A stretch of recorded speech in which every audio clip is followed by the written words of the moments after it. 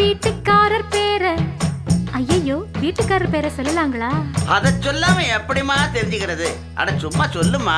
வீட்டுக்காரர் பேரை சொன்னே ராசுக்குட்டி ராசுக்குட்டி, அவன் பேசுகிற பேச்சு எல்லாம் சீனி கட்டி. அட கண்ணுக்கழகா ஆளும் இருப்பாரே, நித்தம் கலர் கலராடை அணிவாரே. இப்போ எந்த திசையில்